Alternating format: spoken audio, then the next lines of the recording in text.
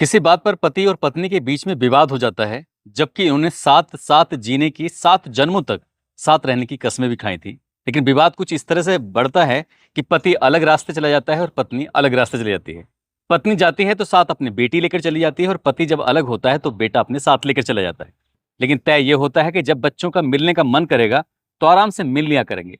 ऐसे ही करते करते जब बेटी का मन करता था मिलने का तो अपने पिता से मिलने के लिए चली आया करती थी। लेकिन इस बीच में 1 महीने से ज्यादा का वक्त हो चला था। आखिरकार पिता ने अपनी बेटी से मिलने की इच्छा जाहिर की। बेटी मिलने जरूर आती है लेकिन बड़ी उदास थी, बहुत परेशान हो रही थी। तभी पिता को अपनी बेटी की उदासी देखी नहीं जा रही थी। अपनी इस बेटी से कहते हैं कि बेटा, मैं नहीं चाहता कि तुम्हारे चेहरे पर कोई किसी तरह की उदासी हो। मैं नहीं चाहता कि तुम्हारी माँ से मैं दूर रहूं। मैं नहीं चाहता कि मैं तुम्हारे भाई को तुमसे दूर रखूं। लेकिन मजबूरी ही कुछ ऐसी है कि बात इतनी आगे बढ़ चुकी है कि हम चाहकर भी साथ नहीं रह सकते। जब बाप अपनी बेटी की उस उदासी को दूर करने के लिए उससे अपने मन की बातें कर रहा था, बेटी रोने लगती है। बेटी कहती है कि मैं माँ के साथ नहीं रहना चाहती, उनसे बात नहीं करना चाहती, उनसे दूर रहना चाहती हूँ। लेकिन ये पिता को लग रहा था कि शायद वो बाप से दूर रहना चाहती है। जब पिता ने ये बात सुनी तो पिता उसके और थोड़ा करीब बैठते हैं, उससे अपने दिल की बात करते हैं, उसकी दिल की बातें सुनते हैं। और बात सुनते सुनते जब पिता ने जो सुना, पिता की आंखों से जब आंसू गिरने शुरू होते हैं तो यकीन नहीं हो रहा था कि उसकी माँ ने उसके साथ ऐसा क्यों किया, क्यों नहीं किया। जब ये बात अखबारों के माध्यम से लोगों को पता चलती है तब सोशल मीडिया के हर एक हैंडल, चाहे वो एक्स हो, यूट्यूब हो, फेसबुक हो, या फिर जहां जहां तक उनकी पहुंच इंस्टाग्राम जैसी जगहों पर ये भी कहानी पहुंचती है, तो लोगों को यकीन नहीं हो रहा था कि इस कलयुग में वो ऐसी माँ कैसे हो सकती है। जिससे कहते हैं कि बच्चों के लिए तो लोग क्या कुछ नहीं कर जाते, लेकिन माँ ने पता नहीं कौन सा स्वार्थ पूरा करने के लिए अपनी ही उस बेटी के साथ जो किया वो वाकई बहुत भयानक होता है। आज की इस कहानी के माध्यम से समझने की कोशिश करते हैं क्या हुआ था उस 13 साल की बेटी के साथ। आदाब, नमस्कार, सत श्री अकाल। मैं उस्मान सैफी। आज की जो सच्ची घटना मैं आपको सुनाने जा रहा हूं, ये सच्ची घटना उत्तराखंड प्रदेश के जिला हरिद्वार की है। दरअसल 3 जून 2025 की ये बात है। रानीपुर कोतवाली क्षेत्र का एक मोहल्ला है। एक व्यक्ति अपनी 13 साल की बेटी के साथ बैठा हुआ था और वो सोच रहा था कि आखिरकार कैसे जाऊं, कैसे नहीं जाऊं। वो बार बार ये भी हिम्मत जुटाने की कोशिश कर रहा था कि इस बात का किसी से सलाह लूं, मशवरा लूं कि ये बात अपनी थाने तक पहुंचाई जाए कि नहीं पहुंचाई जाए। लाखों बार उसने सोचा होगा, तब जाकर उसके कदम पड़ते हैं। कोतवाली की तरफ उठ जाता है, इंतजार करता है कि एसएचओ साहब कब आएंगे। जब कोतवाली प्रभारी महोदय आते हैं तो उनका इंतजार किया जाता है। उनसे वो अपनी बात बताना शुरू करता है। कहता है कि साहब, ये मेरी बेटी है, इस बेटी के साथ बहुत गलत हुआ है, बहुत भयानक हुआ है। जैसी ये बात सुनी जाती है उसके बाद पूछा जाता है कि तुम कहाँ रहते हो, उनकी बैकग्राउंड के बारे में जानने की कोशिश की जा रही थी। तब वो एसएचओ कहते हैं कि मैं पहले उच्च अधिकारियों से बातचीत करता हूँ, उसके बाद फिर बात करते हैं। कोतवाली प्रभारी ने सीधा एसएसपी को फोन लगाया, एसएसपी से बातचीत की, कहा कि साहब कुछ इस तरह का मसला है, क्या करना चाहिए। एसएसपी ने कहा कि कानून सबके लिए बराबर बना हुआ है, अब चाहे कोई कितना ही बड़ा आदमी क्यों ना हो, यदि उनकी बात में सच्चाई है तो इस मामले की जांच पड़ताल करिए, हम आपको दिशा निर्देश देते हैं, उसी हिसाब से काम करिए।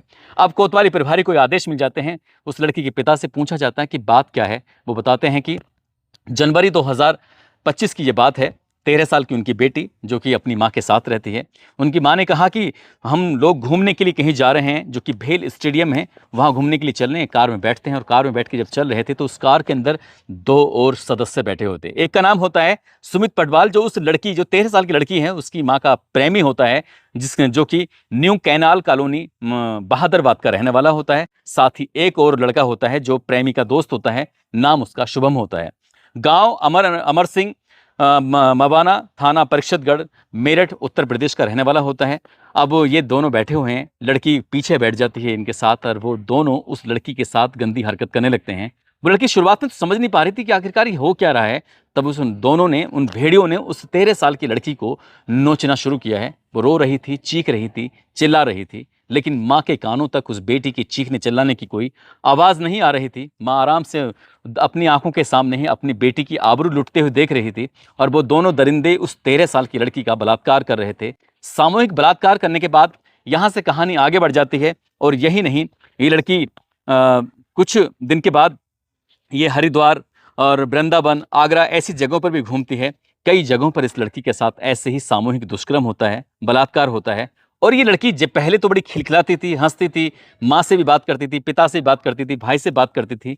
लेकिन जनवरी 2025 के बाद जो इसके साथ वाकया होता है, उसके बाद इसके चेहरे की हंसी कहीं ना कहीं गायब हो चुकी थी। पहले खुशी खुशी अपने पापा से मिलने जरूर जाती थी, लेकिन अब काफ़ी वक्त से अपने पापा के पास जा नहीं पा रही थी। आखिरकार जब उसके साथ ये ऐसा हो जाएगा उसने कभी सोचा नहीं था।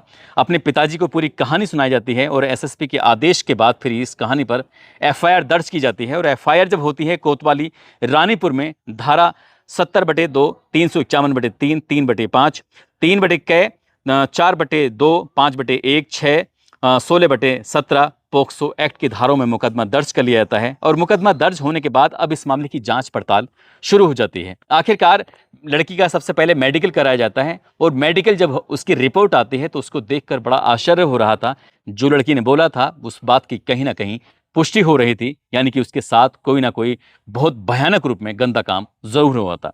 आखिरकार पुलिस ने इस लड़की के 164 के बयान कराते हैं, मजिस्ट्रेट के सामने बयान होते हैं। पहले कहानी उस लड़की ने अपने पिता को सुनाई थी, वही कहानी उसने एसएचओ को सुनाई और तीसरी बार वो कहानी मजिस्ट्रेट के सामने सुनाई जाती है। आखिरकार इन दोनों जो दरिंदे थे उन दरिंदों को भी गिरफ्तार करने के लिए दबिशें देनी शुरू की जाती हैं। साथ ही माँ को भी हिरासत में लिया जाता है। माँ भी हिरासत में आ जाती है और उसका प्रेमी सुमित पटवाल भी हिरासत में आ जाता है और 24 घंटे का समय लगता है उस शुभम को गिरफ्तार करने में, जो कि उत्तर प्रदेश के मेरठ के शाहपुर से आखिरकार उसको भी गिरफ्तार कर लिया जाता है। मीडिया के सामने ये कहानी आती है। हालांकि पुलिस इस मामले की जांच पड़ताल करने में जुट जाती है कि आखिरकार इसमें और कितने पहलू हैं और कितनी बातें ऐसी हैं जो छुपी हुई हैं जिनको सामने लाना जरूरी है ताकि मां को उन दो दरिंदों को सजा मिल सके।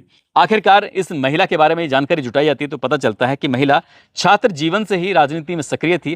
पहले एबीपी के लिए अपना काम करती थी, उसके बाद जब वक्त आगे बढ़ जाता है तब वो भारतीय जनता पार्टी से जुड़ जाती है और बहुत कम समय में उसने भारतीय जनता पार्टी का एक बड़ा पद भी हासिल कर लिया था। फरवरी 2023 में एक बड़े पद पर वो आसीन हो जाती है।